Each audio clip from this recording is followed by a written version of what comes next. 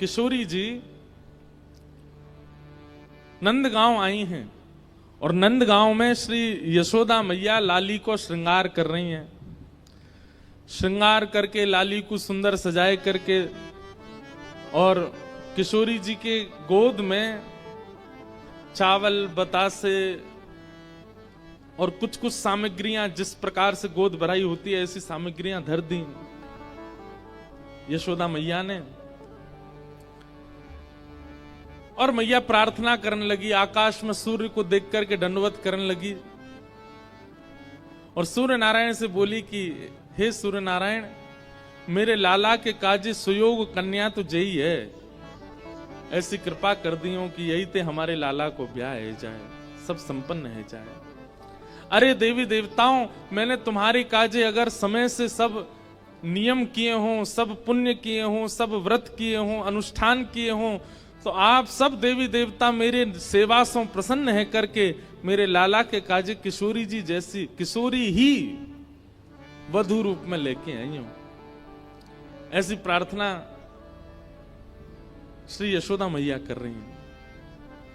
किशोरी जी ठाकुर जी से पूछ रही हैं, मैया कहा कर रही हैं? ठाकुर जी बोले कछु ना कर रही, रोज को नियम है मैया को। हमारे ब्रज लीला में तो कहें कि ठाकुर जी बोले हनुमान चालीसा को पाठ कर रही हैं, लेकिन मन में भाव आयो कि भाई तब तो हनुमान चालीसा की रचना ही ना भई होगी। गोस्वामी तुलसीदास जी महाराज तो कलयुग में प्रकट भये, लेकिन हमारे लाला तो नित्य हैं, आज भी लीला कर रहे हैं। किशोरी जी बोली, मैया अब मुंह को आज्ञा दो, मैं जाऊं। और श्री किशोरी जी वापस बरसाने की ओर जा रही है। यहां बरसाने में कीर्ति मैया बड़ी व्याकुल, इतनो समय है गयो, संध्या है गई, अभी तक लाली आई नहीं। ललिता आ गई, विशाखा आ गई, सबरी सखी आ गई, सबन से पूछी, अरे किशोरी कहाँ है? सब बोली, गई तो हमारे संग गई, हमने ने कही कि ने जमुना जी पे विराजो, हम अभी आ रही हैं। पतो ना इतने में कहां चली गई, हम सब जगह ढूंढ आई, अभी तक हमें ना ही मिली। कीर्ति मैया तो बड़ी परेशान है गई, मेरी लाली कहां चली गई, मेरी किशोरी कहां चली गई। जैसे ही आप वृषभानु भवंति निकर के बाहर ढूंढवे के काजे जान लगी, इतने में ही सामने से छोटी सी नन्ही सी कुमारी श्री किशोरी जी नई सी झंगुली पहन करके, नई सी चुनरी पहन करके, नयो नयो से श्रृंगार करके, नई नई चूड़ी पहन के और ऐसे झोली में खूब सारो सामान लेकर के सामने तो धीमे धीमे चली आ रही हैं। कीर्ति मैया बोली, अरे देखियो ललिता, ये किशोरी आ रही है का? हाँ मैया, लग तो किशोरी सी रही है। बोले पर ये वस्त्र तो मैंने धराए ना, या ये क्या कि वस्त्र कैसे बदल गए? दौड़ करके जाके देखो तो किशोरी जी तुरंत मैया ने अपनी गोद में उठा लिया। अरे लाली, तू कहां चली गई? तू कहां को चली गई? और ये तेरे वस्त्र कैसे बदल गए? और इतनो सारो श्रृंगार ये कौन ने किए तेरो? ऐसे सुंदर पत्रावली, ऐसे सुंदर गले में हार, और ये तू कहां भर के लाई है अपने पास? खोल करके देखे तो वहां में जो जब बेटा को ब्याह पक्के करने के लिए बहू की गोद भरते हैं तो वो सारे सामान धरे थे। कीर्ति मैया बोली, कहां ते लेके आई है ये सब? कौन ने दियो तो को? किशोरी जी बोली, मैया मैं नंदगाम गई, कान कुंवर के घर गई, तो वहां कान कुंवर की मैया यशोदा जी ने ये सब श्रृंगार मुंह को प्रदान किया है।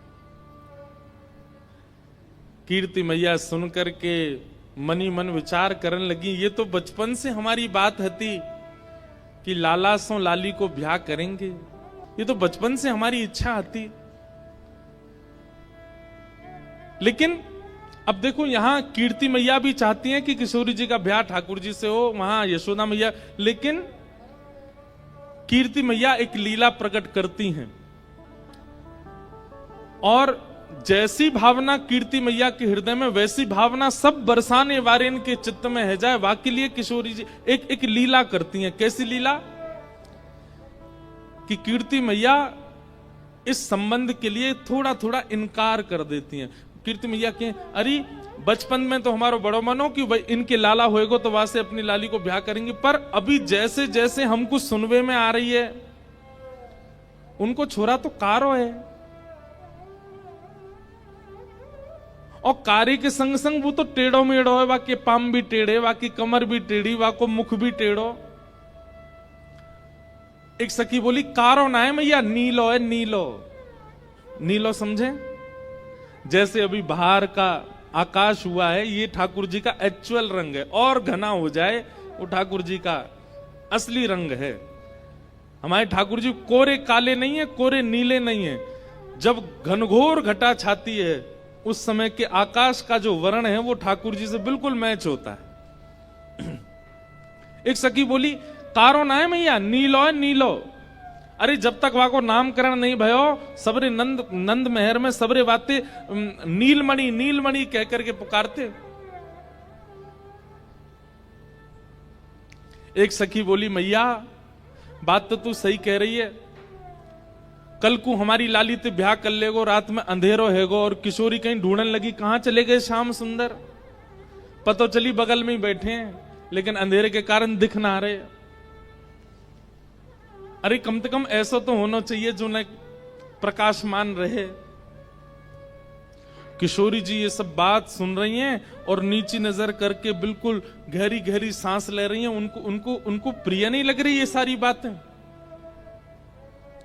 मन ही मन मानो विचार कर रही हैं कि अरे सुनी भई बातन पे काहे को भरोसा कर रही हो मैया, एक बार देखो तो सही कान कुंवर है कैसे। अच्छा इस समय किशोरी जी की और ठाकुर जी की आयु कितनी है पता है? 5-5 वर्ष के हैं दोनों। 1 वर्ष बड़े होंगे ठाकुर जी, 6 वर्ष के होंगे, बस इतने छोटे छोटे से हैं। किशोरी जी मन में विचार कर रही हैं कि सुनी भई बातन पे काहे को जाओ, एक बार देखो तो।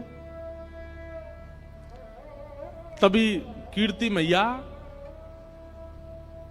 एक वयोवृद्ध हैं बरसाने में, उनको नाम है पूर्णमासी, उनको बुलाती हैं इधर आओ।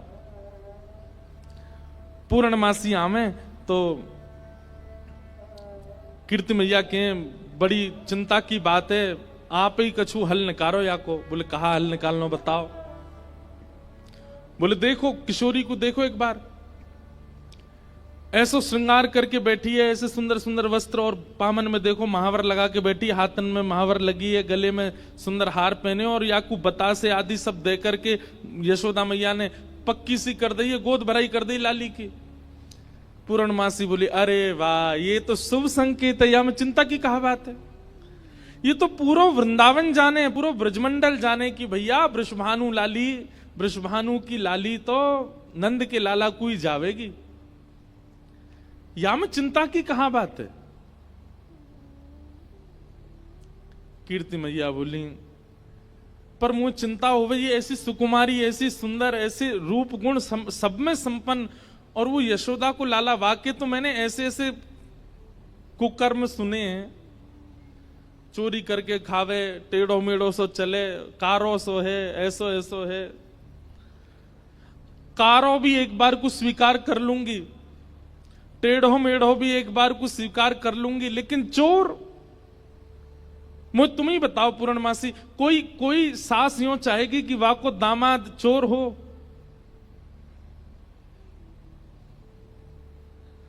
पूर्णमासी बोली कन्हैया चोर है? बोले हाँ। और तुम सबरे कौन हो?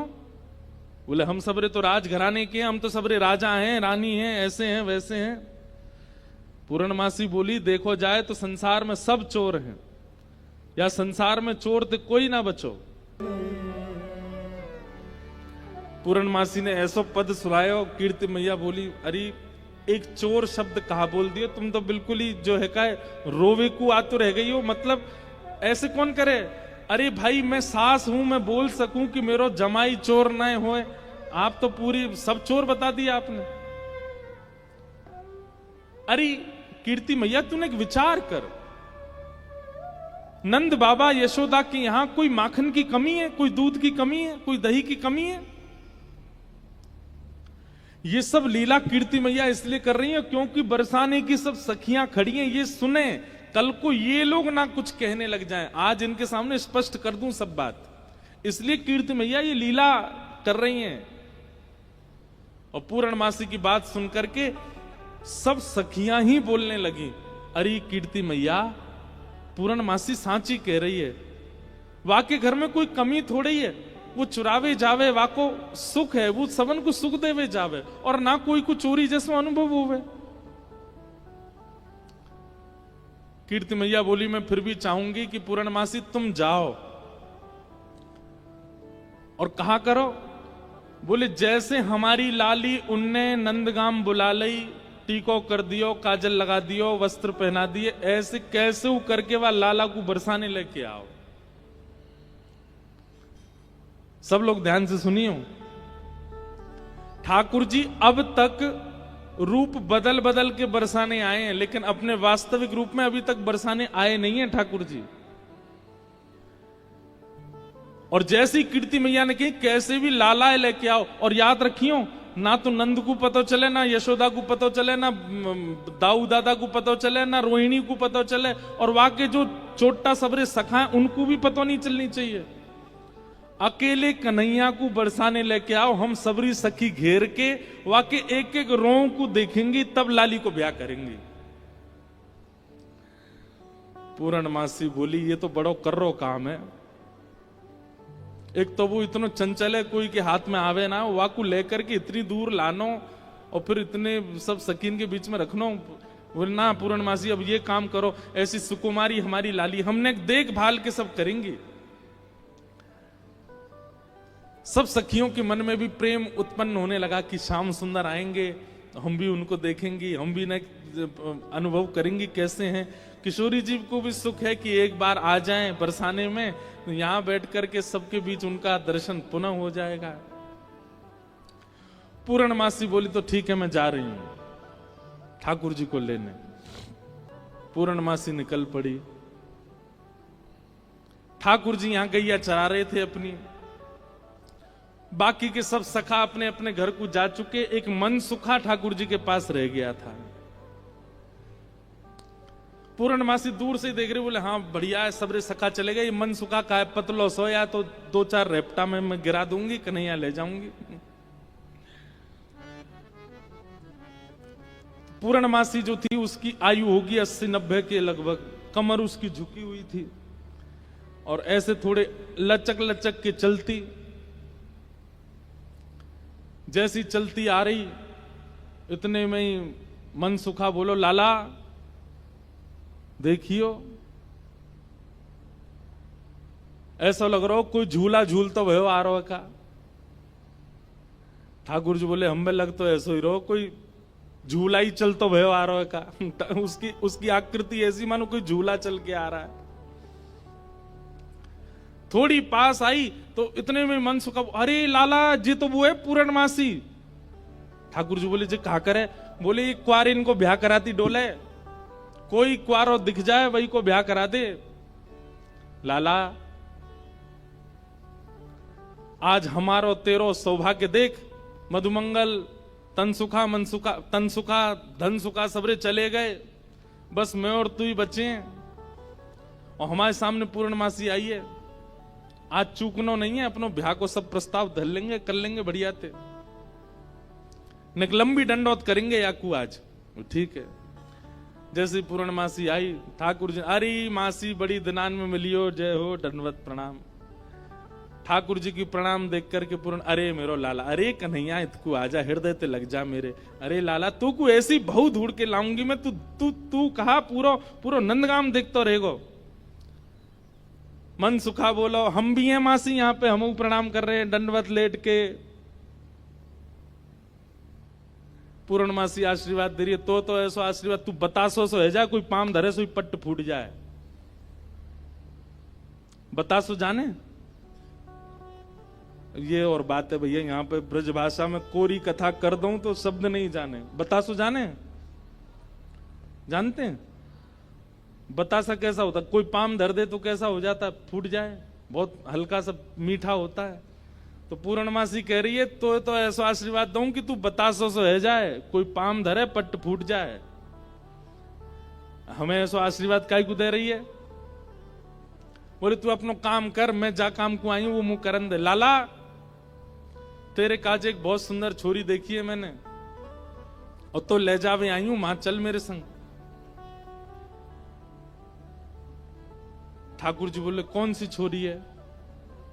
बोले अपने बरसाने में। बोले बरसाने में भानु बाबा की छोरी राधा रानी? पूर्णमासी बोले हम जाने तो तू सब है, बस बात बनावे। लाला मां सबरी चर्चा कर रही है तो देखनो चाहे एक बार। तो वो सबरी तो यूं कह रही तुम कैसे उछल बल के ले आओ, लेकिन लाला तो मैं बता दूं स्पष्ट बात, तू मेरे संग राजी राजी चलो चल, वहां पे सबरी सखीन को तो दिखा लाऊंगी, तेरो ब्याह है जाएगा, बढ़िया प्रेम ते रहियो। फिर मनसुखा बोलो ऐसे नहीं जाएगा लाला हमारो, पहले मेरे काजी भी छोरी बताओ, जब मेरो ब्याह भी पक्को बताए दोगी तब लाला जावेगा और मैं संग जाऊंगा। पूर्णमासी बोले तो बिल्कुल ना लेके जाऊंगी। मनसुखा बोलो मैं तो जाऊंगा लाला, अकेले छोड़, यशोदा मैया ने जिम्मेवारी दे रखी है हमें, लाला एक क्षण के काज भी अकेले नहीं रहेगा, हम तो संग जाएंगे आके। पूर्णमासी बोली अब लाला देख देरी मत करे, रात है जाएगी, फिर सब तो ढूंढेंगे, तू जल्दी चल मेरे संग बरसाने, और मां सबरे तेरी प्रतीक्षा कर रहे हैं। ठाकुर जी बोले नहीं एक बार यूं बताए तो मैं कैसा लग रहा हूं? पूर्णमासी बोली लाला बहुत सुंदर लग रहा हो, बहुत चोखा लग रहा हो, बिल्कुल एकदम बढ़िया। अभी गैया चरा रहे हैं, गोबर लगाए जगह जगह पे, लेकिन फिर भी पूर्णमासी कह रही बहुत बढ़िया लग रहा हो लाला, ऐसी चलो चल। मनसुखा बोलो हम बता दे हम कैसे लग रहे हैं? वो तू तो ऐसा लग रहा हो कोई बंदर नहा के आयो हो, बाकी सबरे बाल चिपक जाएं। मनसुखा बोला तुम मोते ज्यादा ना बोल रही, यो ना पता कि लाला अगर मैं इशारों कर दूंगा तो जावेगो नहीं बरसाने की ओर। पूर्णमासी बोली तू कर दे इशारों एक बार याकू। मनसुखा बोलो लाला तू बरसानो नहीं जाएगो। पूर्णमासी बोली लाला संध्या हरी जल्दी चल, सोई ठाकुर जी चल दिए। मनसुखा बोलो लाला तेने बढ़िया हमारी यारी नभाई है, हम एक बार हमारी बात मान जा तो रुक जा तो ने। बोले अरे ब्याह के काज में 6 महीना ते इंतजार कर रहा हूं, जैसे तैसे हेरो तो है ना देगो, तेरी बात बाद में मान लूंगा मैं, अभी जान दे। मनसुखा बोलो मैं भी चलूंगा। खूब पूर्णमासी ने मना करी, लेकिन मनसुखा बोलो मेरे बिना नहीं जाएगा, मैं चलूंगा। मनसुखा भी गयो। मनसुखा रास्ता में बोलो कैसो दिन आ गए हो भैया, बता दुल्हा पैदल पैदल जा रहा है, अरे कोई बैलगाड़ी तो मंगा ले, कोई घोड़ा तो मंगा ले, कोई ऊंट तो मंगा ले। पूर्णमासी बोली तुम जैसे इनके ब्याह है रहे यही बहुत बड़ी बात है, पैदल ही चल दो। वो देख मैं तो पैदल चलूंगा, लेकिन लाला पैदल इतना दूर बरसानो पैदल थोड़ी जाएगा। या के काजे अब तेरे काजे ऊंट कहां ते लाऊं मैं, तेरे काजे घोड़ी कहां ते लाऊं मैं। मनसुखा बोलो वैसे जरूरत तो ना है, तुम नेक और झुक जाओ तो तुम ही काफी हो, तुम पे ही बैठ जाओ, थोड़ी तो झुकी भाई हो, नेक और झुक जाओ। लेकिन पूर्ण ब्रज में सबको सुख मिलता है ठाकुर जी के साथ। पूर्णमासी नेक और झुक गई, ठाकुर जी अपने कंधा पे बैठा लिए और दोनों तरफ पैर लटका करके ठाकुर जी मुंह दिखाई करवे जा रहे हैं, अपनों ही मुंह दिखावे जा रहे हैं ससुराल। आहा एक बहुत सुंदर भाव आज लाल जी ने लिखवाया। जैसे ही ठाकुर जी बरसाने पहुंचे, आज तक छोटी गोपी बन के जा चुके हैं, जोगी बन के जा चुके हैं, खूब रूप बदल बदल के ठाकुर जी गए, लेकिन पहली बार अपने प्रत्यक्ष रूप में बरसाना जा रहे हैं ठाकुर जी। ठाकुर जी पहुंच गए, जाए करके जैसे ही पहुंचे तो पहुंचते ही स्वागत ही ऐसा कि अच्छा तो जई है वो कारे कारे कारे काले कलूटे। ठाकुर जी की रूप माधुरी पर ही आक्षेप करने लगे, सब बैठा दिए। अब बैठा करके सब सखियां घेर करके बैठी हैं, बीच में श्याम सुंदर बैठे हैं। बैठ जाओ लाली लेंगे बाद में। हाँ सब लोग इधर देखो, ध्यान से सुनो। ठाकुर जी को बैठा करके सब सखियां घेर करके बैठी हैं और अब आपस में चर्चा करनी है। बीच में मनसुखा भी बैठा है। सखियां आकर के बोली मैया जमाई तो आयो संग में, मुंह दिखाई करवावे आयो संग में, पर ये अपने गाम ते बंदरन ने काई को लिया आयो संग में। मनसुखा बोला हम बंदर ना आए, हम लाला की सखा हैं, हमारे कहे बिना कछु ना करे लाला। हम कहें तो उठे, हम कहें तो बैठे, हम कहें तो चले, हम कहें तो सोवे, हम कहें तो खावे।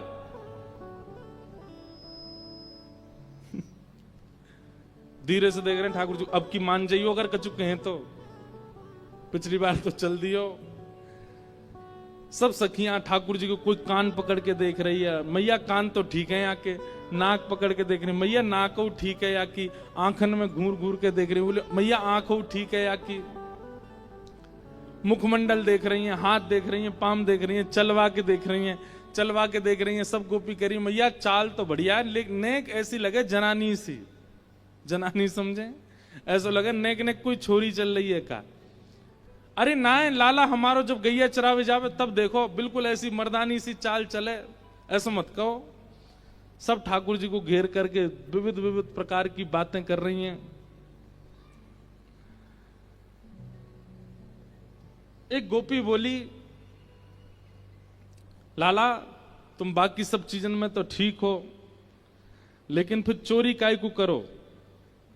ठाकुर जी बोले हम चोरी ना करें, ये सबरे ब्रजवासी मक्खन निकारें, दूध घी दही सब इकट्ठो करें और कंस को जाकर के दया में, तो कंस के यहां जावे से रोकें, वहां हमारे चोरी करें। और मक्खन की चोरी, दूध की चोरी, दही की कोई चोरी है? चोरी तो आभूषण की होयो करे।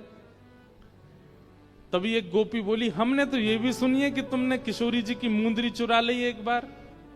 एक गोपी बोली मैंने तो सुनी है तुमने मुंदरी भी चुराई। ठाकुर जी बोले हमारे ब्रज में कहमे, चोर चोर खायो दधी माखन मलाई दूध, दोष ना हमारो फल पायो तुम जाप को।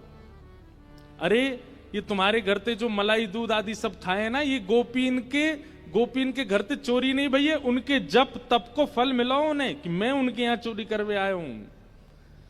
चोर चोर खायो दधी माखन मलाई दूध, दोष ना हमारो फल पायो तुम जाप को। मैं तो यहां आयो ब्रज में जन्म है, मैं तो यहां ब्रज में जन्मो हूं। भक्तन को सुख दऊं मेटू संताप को, मुंदरी जो चुराई तेरी खसम की कमाई ना। मुंदरी जो हमने चुराई वो तेरे पति की नहीं, तो तू मत बोले हम ते कि कौन की चुराई कौन की नहीं चुराई। हम श्याम श्यामा एक झगड़ो नहीं आपको, हम दोनों एक हैं, तुम कहा जानोगी यह बात। रहो तो गवारी ढोरी रोकत है हमारी, जब प्यारी ही हमारी तो महल का तेरे बाप को। अरे तू हमसे का पूछ रही है? ये श्यामाजू तो नित्य हमारी हैं, ये सदीनते हमारी हैं, इनके संबंध में इतनी जांच पड़ताल और पूछ तूछ तुम कर रही हो। अरे ये तो सदाते हमारी हैं, या मैं पूछने की कहा बात है। सब सखी बोली हे कीर्ति मैया, जमाई तुम्हारो सर्वगुण संपन्न है, बोलवे में हूं आगे, उछलवे में हूं आगे, चोरी में हूं आगे, सब चीजन में निपुण है। इतनी देर से बात बना रहे, कभी मनसुखा कछु के, कभी गोपी सब कछु के हैं। सब गोपियां बोली भैया देखो ये मेल बन नहीं रहे हो ब्याह को। बोले क्यों ना बननो? बोले बात यहीं आके अटक रही है कि लाला तुम्हारो कारो है, हमारी किशोरी जी गोरी हैं। सब गोपियों में और मनसुखा में आपस में चर्चा होने लगी। राधा प्यारी कमल कली से, अरे भैया मनसुखा तू अपने लाला यहाँ ते ले जा। बोले काय को? बोले हमारी किशोरी जी तो कमल जैसी हैं, उनके सामने जो भौरा कितनो बुरा लगेगो, बगल में बैठो कैसो लगेगो, या हमारे तुम तो यहाँ ते ले जाओ। फीकी पड़ेगी यहाँ मुस्कन हरी की, ये कितने मुस्कुरा के सुंदर लग रहे हो, पर किशोरी जी के आती इनकी सबरी मुस्कुराहट फीकी पड़ेगी। कहीं और ही बात चलाओ, चलो जाओ जाओ, कन्हैया तेरो कारो है।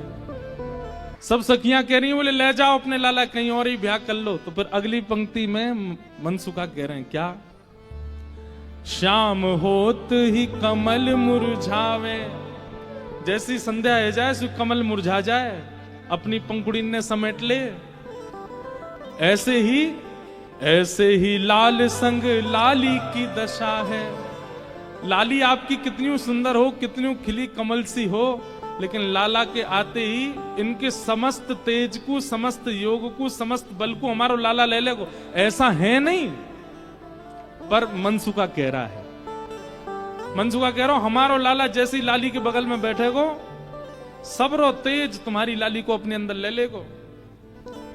श्याम होते ही कमल मुस्कावे,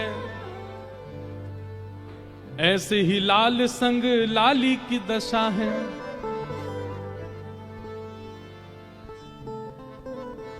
ठीक है, हम अपने लाला ले जा रहे हैं, और जैसे ही ठाकुर जी को हाथ पकड़ करके मनसुखा ले जाने लगो, 2-4 सकीन के मुख मुरझाए गए।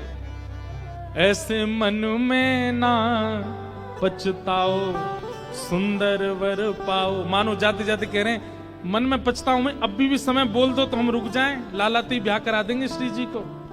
ऐसे मन में ना पछताओ, सुंदर वर पाओ, कन्हैया मेरो प्यारो है। तो मनसुखा क्या कह रहा है, श्याम होत ही कमल मुरझावे, ऐसे ही लाल संग लली की दशा है। अरे तुम्हारी लाली कितनी प्रकाशमान क्यों ना हो, हमारो लाला जैसे ही आए करके बगल में बैठेगो, सबरे तेज को अपने अंदर ले लेगो। ऐसे मन में ना पछताओ, सुंदर वर पाओ। मन में पछताओ मत। हमें पता है मन ही मन तो आप सब लोग ये सोच रहे हैं कि आपकी किशोरी जी से भी ज्यादा सुंदर आपको वर मिल रहे है। सुंदर वर पाओ, कर लो ब्याह, कोई चिंता वाली बात नहीं है। जैसे ही हाथ पकड़ करके ठाकुर जी को मनसुखा ले जाने लगो, बरसाने थे, इतने में ही सखी गई और भीतर से किशोरी जी को लेकर के आई। आहा, मनसुखा कह रहा हूं मेरो लाला मेरी बात माने, अब मैं कह रहा हूं चल लाला देख मेरे संग नंदगाम जा रहा है। इतने में सखी सब किशोरी जी को लेकर के आई। ठाकुर जी जा तो रहे थे मनसुखा के संग, लेकिन जैसी किशोरी जी आती दिखी, ठाकुर जी तो वहीं स्तब्ध रह गए। मनसुखा खींच तो ही जा रहा हो, ठाकुर जी हिल नहीं रहे, वहां से सामने देख रहे। लाला कहा वे कौन को देख रहा है? ठाकुर जी तो दूर से ही बलैया लेने लगे, तरण तोड़न लगे किशोरी जी को देख करके। आहा, सन्मुख आई जब कुंवर किशोरी, सन्मुख आई जब कुंवर किशोरी, देख लाल किए न्योछावर तोरी, देख लाल किए न्योछावर तोरी। गिरधर मन में मुस्काए, श्यामा के मन भाए, जोरी ये अति प्यारी है। गिरधर मन में मुस्काए, श्यामा के मन भाए, जोरी ये प्यारी है। हाँ, गिरधर मन में मुस्काए, श्यामा के मन भाए, जोड़ी ये अति प्यारी है। गिरधर मन में मुस्काए, श्यामा के मन भाए, जोड़ी है प्यारी है। हाँ, किशोरी जी को देख करके ठाकुर जी तो मुस्कुराने लगे और वहीं स्तब्ध रह गए। किशोरी जी आई, किशोरी जी देख के ठाकुर जी रुक गए। सब सखियां बोली हाँ मनसुखा ले जा लाला, नंदगाम ले जा, चल रे लाला चल मेरे संग। ठाकुर जी बोले तू चलो जा, मैं तो ना जा रहा हूं, मैं तो यहीं रहूंगा, श्री जी के सन्मुख ही विराजूंगा मैं तो। मनसुखा बोलो लाला आज तेने मेरी 2 बार नाक कटवाई है, एक तो तेने पूर्णमासी के सामने कटवाई, दूसरी अब सकीन के सामने कटवाई दे। बोले तेरी तो नाक कटेगी, मैं संग चलोगो मेरो तो संबंधी कट जाएगो, तेरो ब्याह ना हेरो, तू तो चाहे कि मेरो नहीं हो, मैं तो करके आऊंगा ब्याह, तू चलो जा। और वहीं किशोरी जी जैसे ही आई हैं, आहा, सबके नेत्र पता नहीं क्यों सजल हो गए। ऐसा कोई व्यवस्थित विवाह प्रसंग कहीं वर्णन नहीं है। ये मिलन ही विवाह है किशोरी जी और ठाकुर जी का। ये मन में विवाह हो रहा है सब ब्रजवासियों के और सब जनों के।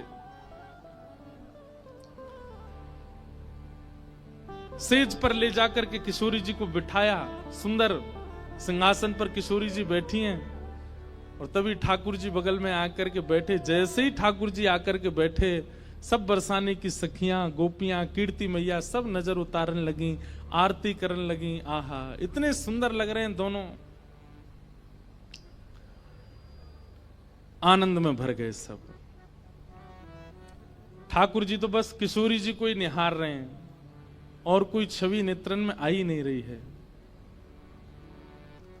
प्यारी जब जब देखूं तेरो मुख, तब तब नयो नयो लागे। किशोरी जी के सामने जैसे बैठे, कीर्ति मैया से पूर्णमासी बोली, मैया देख लो कैसी छवि लग रही है, कैसा अद्भुत लग रहा है स्वरूप।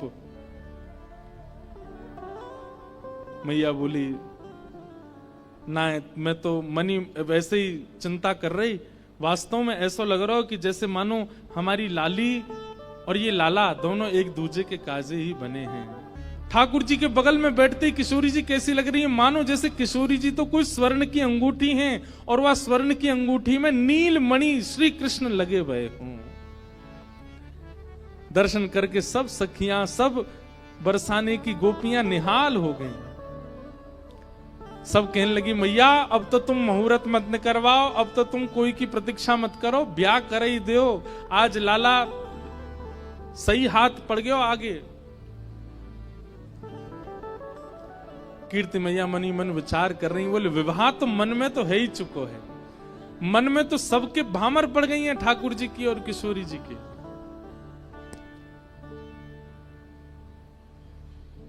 आहा, कैसी सुंदर छवि लग रही है। लेकिन अभी भी कुतूहल बंद नहीं हो रहे हैं सब लोगों के। ठाकुर जी से सब लोग बोलने लगे, बोले देखो रूप में सुंदर है वे ते काम नहीं बनेगो। हमारी श्री जी के समान गुण हैं कि नहीं तुम्हारे अंदर? मधुमंगल मनसुखा बोलो, बोले देख लो, जो कहोगे हमारो लाला करके दिखाई देगो, सब करवे में निपुण है हमारो लाला। ठाकुर जी बोले हमारे गुण देखने हैं। मनसुखा कहने लगा, लाला वंशी बजाए के दिखा दे इन लोगन को। ठाकुर जी ने जैसे ही वेणुनाद अपने अधर पर धारण करी, वंशी अपनी कोमल उंगलियों से उसके चित्रों को आच्छादित करते हुए जैसे ही प्राण पिरोए वंशी में, आधे से ज्यादा जितनी सखियां वहां खड़ी थी सबको मूर्छा जैसी आने लग गई। जिन जिन पर किशोरी जी की दृष्टि पड़ रही थी केवल वो बची, बाकी सब तो जैसे मूर्छित होने लगी। और इतना ही नहीं हुआ, आकाश मार्ग में गंधर्व प्रकट हो गए, सरस्वती प्रकट हो गई, आदि कवि ब्रह्मा प्रकट हो गए, इंद्र प्रकट हो गए और बरसाने में सब प्रकट होकर के ठाकुर जी की मधुर वंशी को सुनकर के झूमने लगे। सरस्वती जी तो कलम हाथ में लेकर के स्वर लिखने लगी। ठाकुर जी क्या बजा रहे हैं? ये कोई नवीन राग प्रस्तुत किया जा रहा है, आज कोई नवीन भाव प्रकट किया जा रहा है। गंधर्व जन आनंदित हो गए ठाकुर जी की उस वेणु को सुनकर के। मनसुखा बोलो, देखो हमारे लाला की वंशी की धुन देखो, आकाश में देवी देवता प्रकट है गए, बादल गरज रहे हैं, वर्षा हो रही है। आहा,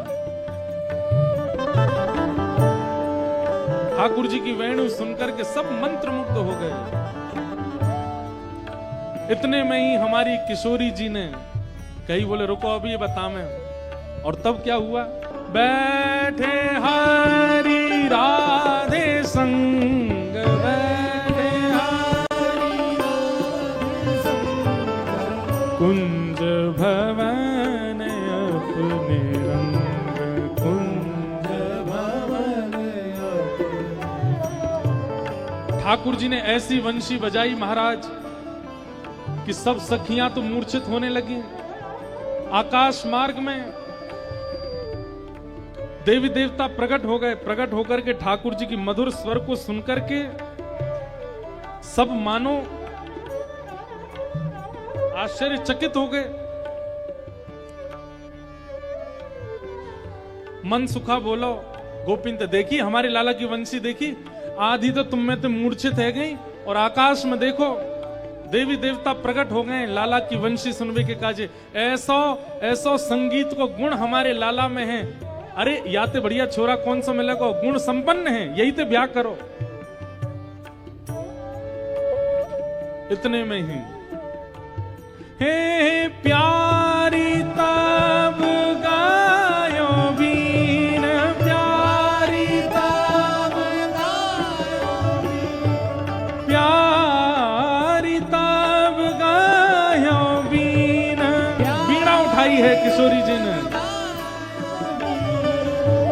सकल कला गुण प्रवीण, सकल कला गुण प्रवीण, अति नवीन रूप सहित, अति नवीन रूप सहित, तान वह सुनाई, तान वह सुनाई, हे बैठे हरि राधे संग, बैठे हरि राधे संग।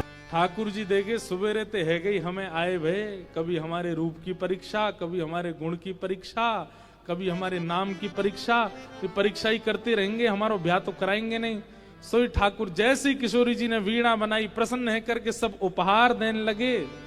ठाकुर जी ने अपने गले की माला उतार के चुप किशोरी जी के गले में डाली, और वहां ते तुरंत भाज गए नंदगाम। बोलो नंद के लाला की जय। अब किशोरी जी मान करके बैठ गई। एक दिन निकुंज में मिले, ठाकुर जी बोले श्री जी मान काय को कर रही हो? बोले अधूरो ब्याह करके गए हो, पूरा ब्याह ही ना कियो, बस माला खुद पहनाए की और भाज गए वहां ते, अधूरो ब्याह कियो है। ठाकुर जी बोले कैसे करता हूं, वहां पर सबरे घेर के बैठे मुए। आहा, अब यहां गर्ग संहिता और ब्रह्म वैवर्त पुराण के अनुसार ठाकुर जी के विवाह का सूक्ष्म वर्णन है।